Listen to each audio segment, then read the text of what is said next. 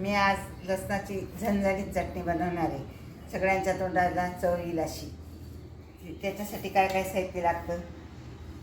लसूण सोलून घेतलेलं आहे, तेल आणि लाल मिरची, ओली लाल मिरची आहे आणि मीठ. आपण हे आता मिक्सरला बारीक दळून घेऊ. आता हे असं दळून झालं बारीक. आता आपण फोडणीला टाकू. आता तेल टाकते मी.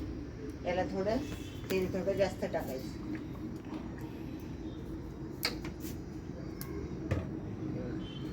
तेल टाकलं.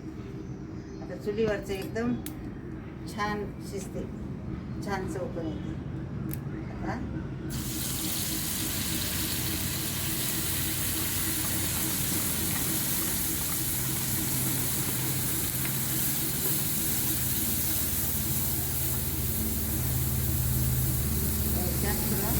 पाणी घालू.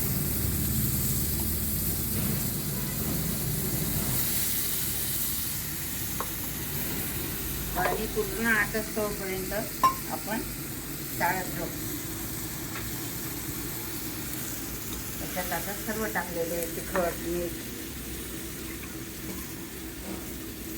मिरची, लसूण आणि मीठ बारीक केलेले आहे आपण. आता थोडं भाजून पाणी टाकते. जास्त पाणी टाकलं म्हणजे ते छान शिजते, त्याला तेल चांगलं सुटतं. तेल सुटत तोपर्यंत आपण शिजवायचं.